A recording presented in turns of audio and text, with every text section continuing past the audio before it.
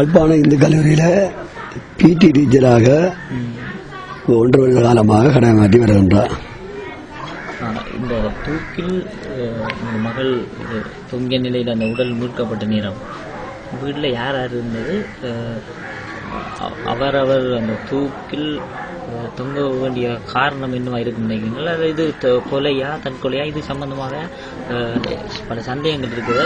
உங்களுடைய கருத்து? அதில் அடிப்படை விஷயம் என்னென்றால், எங்களோட வீட்டை பொறுத்தளவில் மகளுக்கும் எங்களுக்கும் எந்த ஒரு பிரச்சனையும் நடக்கப்படவில்லை. ஆனால் அவ வளமையிலே பள்ளிக்கூடம் போகுமா போல அன்று காலை வெள்ளிக்கிழமை அவ பள்ளிக்கூடம் போட்டா. போகும்போது சொன்னா, இன்றைக்கு லீவு விடுமுறை நாள், அம்மாவை நாச்சின பிறகு கொஞ்ச நேரம் பிந்தும் வரலாம்னு சொன்னான். ஆனால் எங்கட மகள் சொன்னது, என்னுடைய மனைவிட்ட கோயிலுக்கு போகணும். ஆனால் ஆரம்பத்திலே அவ ஒருவரை விரும்பினது உண்மை. 4 மாத காலமாக எந்த தொடரும் இல்லை, பாரதம் இல்லை. அந்த கோயில்ல போய் சரியான உண்மை அறிந்த பிறகு நான் ஒரு முடிவெட்ட போறேன். அதற்கு மட்டுமல்ல, கோயிலுக்கு போங்கோ. அந்த விரும்புறவர் இன்னொரு வீட்டில் தங்கியிருந்து அவ அடிக்கடி விரும்புகிறவர் சொந்த இடம் பருத்துறை சக்கோட்டை, சொந்த பெயர் மரியதாஸ் ராஜசெல்வன், பட்ட பெயர் சோட்டா கூப்புற பெயர் கயன், ஜென்சியின் வீடான் தங்குறது மஜால்காரி. அவரோட மனிதனோடு தொழிலுக்கு போறது.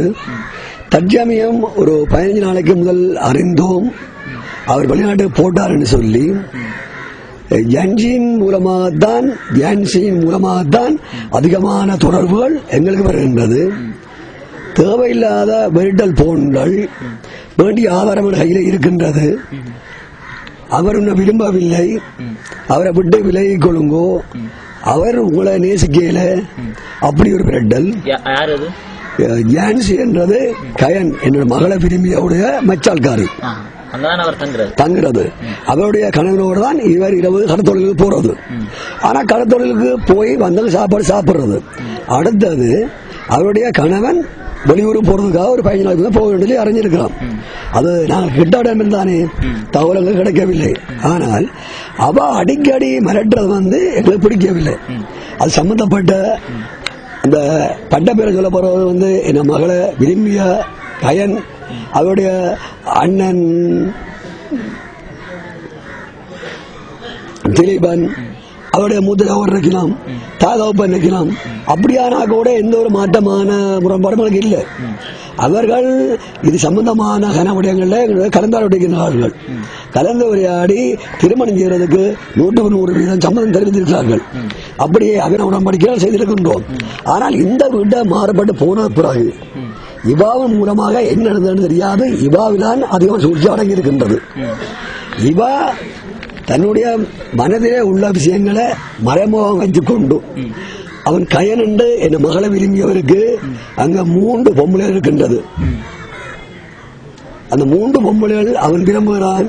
நீ என்ன பின்னால சுத்தப்படாது, அவர் உன்னை விரும்ப மாட்டான்னு சொல்லி அடிக்கடி போன் பண்ணதுனால இந்த பிள்ளை மனமுடைஞ்சு பள்ளிக்கூடம் படிப்பிக்க போறதோ சாப்பிட மாட்டது, மனமுடைந்து தற்கொலை செய்ய முயற்சித்தது. தொடர்ந்து 4 மாத காலத்துக்கு இடைவெளிப்பட்ட காலத்துக்கு இதுதான் முக்கிய காரணம். ஆனால் அந்த ஜான்சி என்றவனுடைய வார்த்தையில மாறுபட்ட காரணத்தால் கயன் என்றவரும் மாறுபட்டிருக்கிறது ஒண்ணு. அடிப்படை சூழ்ச்சிக்காரி அவாதான். ஆகையினால இது பல வழியாலே நாங்கள் திருப்பி பார்த்தோம், திசைகளை மாற்றுக்கு அமையவில்லை. ஆனால் சென்ற வாரம் அந்த ஜான்சி என்னவா கேட்பா, இப்ப சமயமாறு, இப்ப நீ அங்க இருக்கிறது ஓமனியில் ஒத்துக்கொள், கல்யாணம் செய்து வைக்கிறேன். நான் இந்து, அவ கிறிஸ்தவம். இப்ப நீ சமயம் மாறுறியா? துக்கம் வந்தால் மாப்பிள்ள, நீ சமயம் மாறாவிட்டா கரைச்சல், சமயம் மாறி அங்க குடுத்தனமா இருக்கிறேன்னு ஓமனு சொன்னால் இப்ப செய்து வைக்கிறேன். ஆனால் நாங்கள் கேட்டுக்கொண்டது, தம்பி நீ சமயம் மாறியோ மாறலையோ பிரச்சனை இல்லை, நாங்கள் மாற மாட்டோம். எந்த பிள்ளை எந்த நெத்தியில் ஒரு காயம் இருந்தது. அந்த கைவழிய கீறப்பட்டிருந்தது. அது நான் கொலை என்று நம்பவில்லை. அந்த கொலை செய்யக்கூடிய அந்த திட்டமிட்டு செய்யக்கூடிய இடவழுதிகள் அந்த எந்த நேரமும் அந்த ரோட்டாலே அந்த பாதையாலே போக்குவரத்து ஏதாவது ஒரு குரல் விட்டா கூட வந்து எங்களுக்காக குரல் விடுவதற்கு கிராம பேர் ஒத்து நிற்கிற இடம். ஆகையினாலே இந்த அவன் கொலைக்கு அவன் தற்கொலைக்கு அவாவ காரணம். ஆனால் அந்த 4 மணிக்கு பிறகு எடுக்கப்பட்ட போனில மாற்றம் வந்திருக்கலாம். அடுத்தது அந்த ஜான்சி என்ற அவருடைய வார்த்தையை கேட்டு, ஆனால் ஒரு வகையில நாங்கள் இந்தியமேக்காரர், நாங்கள் தெய்வ பக்தி உள்ளாங்க. ஆனால் நாங்கள் அறிந்த ரீதியின்படி அவ முகவசியம் செய்து பரியாரியை வச்சு முகவசியம் செய்து ஒரு விதவை, ஒரு தடிச்ச குண்டுக்காரி, தங்குற வீட்டுக்காரி 3 பேரும் செய்து முகவசியம் செய்து எந்த மகளை வெறுக்கும்படியும் தங்கள் சொல்லுக்கடி இருக்கும்படியும் என்று தகவல் அறிந்துதான் நாங்கள் இந்த விடயத்தை அறிந்தது உண்மை. வைத்தியசாலை தகவல்கள் இந்த சடலத்தில் தற்கொலைக்கான சாத்தியக்கூறுகள் குறைவாக இருப்பதாக தெரிவிக்கப்படுது.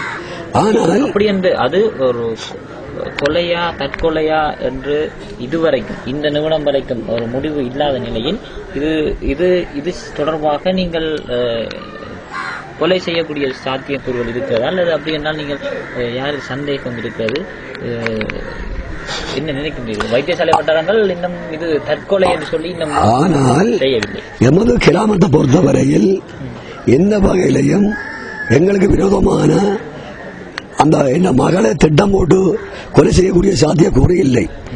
பெரியோர் சிறியோர் சிறு பிள்ளைகள்ல இருந்து பெரியோர் வரைக்கும் எந்த பிள்ளையுடைய சொல்லுகிறது கூட வந்து கிராமம் தயாராக இருக்கின்றது. அந்த வகையிலே எங்களுடைய கிராமத்தில் உள்ளவர்கள் சதி திட்டம் செய்யறதுக்கு இயலாது. ஆனால் அவ விரும்பப்பட்ட கயனன்றவர் கூட அங்கிருந்து ஆளவை செய்கிறது சாத்தியக்கூறம் இல்லை. அப்படி நான் சொல்ற காரணம் என்று சொன்னால், இவர் அங்கிருந்து எந்த வகையில வந்திருப்பார், ஆற விட்டிருப்பார், அதுல வரைக்க ஒரு தகராறு நடந்தா கூட வந்து சப்தம் போட்டால் முன்னால் இருக்கின்றது கோபுரேசன், கல்லு தவறான இருக்கின்றது முன்னால், அதுல முகாமையாளர் என்னுடைய மனைவியுடைய தம்பியார், ஒரு கூக்குரல் கேட்டாலே பாஞ்சு வருவார். அங்க சிவ தொழிலாளர் அத்தனையும் எங்கள் சொந்தக்காரர். இந்த பிள்ளைக்கு ஏதாவது ஒரு நடக்க சப்தம் போட்டால் கூட நாங்கள் இல்லாவிட்டாலும் பாய்ந்து போகக்கூடிய வல்லமை உள்ளவர் அவர்கள். ஆகையினால அவர் இந்த வகையில ஆளை வச்சு செய்யறதுக்கோ போக்குவரத்து பாதை வச்சு செய்யறதுக்கோ, ஆனால் ஒன்றோ எங்களுடைய கிராமத்துக்கு அப்பாற்பட்டு செய்திருந்தால் நான் நம்ம உயர்ந்திருக்கோம். கிராமத்தில் வந்து இந்த வளவு வீட்டுக்கு வந்து செய்யக்கூடிய அளவுக்கு அதை நான் முற்று முழுதாக மறக்கின்றேன். உங்களோட மகள் சடலமாக மீட்கப்பட்ட வீடு வேறு, தற்போது இருக்கின்ற வீடு வேறு, அடக்கம் இறுதி கிரியை நடைபெற்ற இடம் வேறு. நான் ஆரம்பத்திலே இருந்த இடம் இங்கு. ஆனால் நியாப புயல் காத்துனால என்னுடைய மண் வீடு விழுந்து விட்டது. ஆனால் இங்கே கொடுக்கப்பட்டது 105 வீட்டு திட்டங்கள். எந்த மகள் அரசாங்க உத்தியோகம் அப்ப பார்க்கப்படவில்லை. இப்ப இறக்கப்பட்ட அனுசாமன் அழைக்கப்படும் என்னுடைய மகள் கொலிச்சு படிச்சு அப்ப 3ஆம் ஆண்டு நடக்கின்றது. உத்தியோகம் பார்க்க போராடுறதுக்காக இங்க உள்ள அரசாங்க அதிபர் ஊடாகவும் இது சம்பந்தப்பட்ட அதிகார ஊடகமாகவும் எனக்கு வீடு கிடைக்கப்படவில்லை. எனக்கு வீடு இல்லை என்றபடியினால் இந்த பிள்ளை படித்து வரைய போகின்றது 4 பேரும் சந்திக்கிறதுக்கு இடவயது 10ஆண்டுக்காக ஒரு இரவல் வீடுல வாடகைக்கு தங்கி இருந்தேன். இப்ப இறுதிக்கை நடந்த என்னுடைய மூத்த மகனுடைய வீட்டில் வச்சுதான் என்னுடைய பிள்ளைகளுடைய இறுதி கிரிகைகள் செய்யப்பட்டது.